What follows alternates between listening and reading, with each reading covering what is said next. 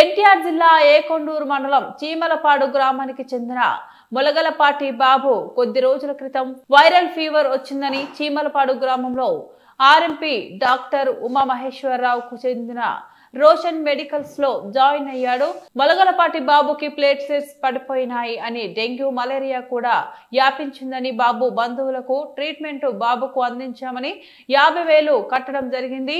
RMP doctor Umamaheswararao బాబుకు సరైన treatment అందించకపోవడం వల్ల బాబు ఆరోగ్యం రోజు రోజుకు క్షీణిస్తూ ఉంటూ మెరుగైన వైద్యం కోసం విజయవాడ హెల్త్ హాస్పిటల్ తీసుకెళ్లడం జరిగింది. తీసుకువెళ్లిన 4 గంటలకే బాబు చనిపోవడం జరిగింది. తన భర్త బాబు చనిపోవడానికి కారణమైన ఆర్ఎంపీ డాక్టర్ ఉమామహేశ్వరరావుని అరెస్ట్ చేసి మా కుటుంబానికి న్యాయం చేయాలని బాబు భార్య బంధువులతో ఆర్ఎంపీ డాక్టర్ ఉమామహేశ్వరరావు హాస్పిటల్ ఎదుట ధర్నా నిర్వహిస్తున్నారు. న్యాయం చేసేంత వరకు ఇక్కడి నుంచి కదలమని భార్య అరుణ కుమారి తెలిపారు. ఆర్ఎంపీ డాక్టర్ ఉమామహేశ్వరరావును పోలీసులు అదుపులోకి తీసుకున్నారు.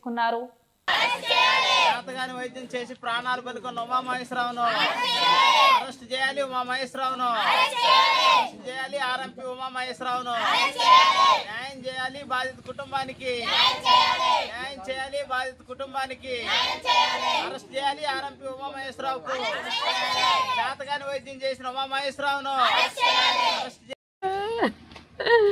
నాకేం ఆధారం లేదా? నా కొడుకు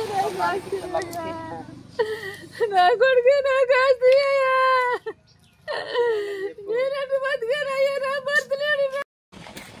ఆ రోజు హాస్పిటల్కి తీసుకెళ్ళిన రోజు మామూలుగానే జ్వరం వచ్చిందండి. తర్వాత 3వ రోజు టెస్ట్ చేశారు. టెస్ట్ చేస్తే టైఫాయిడ్, మలేరియా, డెంగ్యూ అన్నారు. కోర్స్ స్టార్ట్ చేస్తామమ్మా అన్నారు. స్టార్ట్ చేశారు.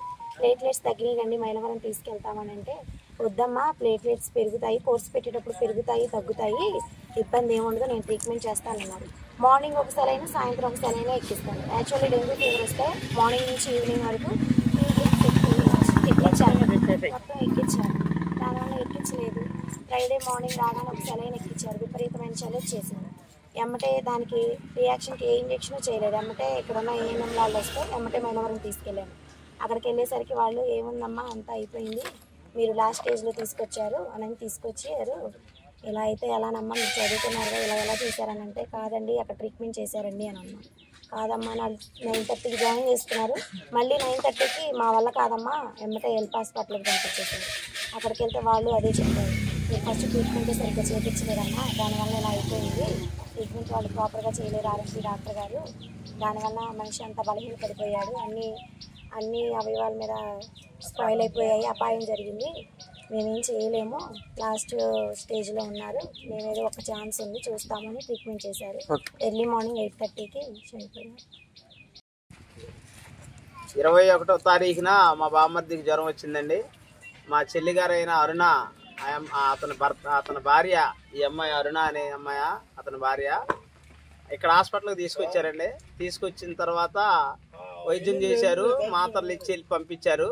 మరుసటి రోజు మళ్ళీ జ్వరం వచ్చింది. జ్వరం తగ్గిపోయి తెల్లారు వచ్చిన తర్వాత వీళ్ళు ఏం చేశారంటే అన్ని టెస్టులు చేశారండి.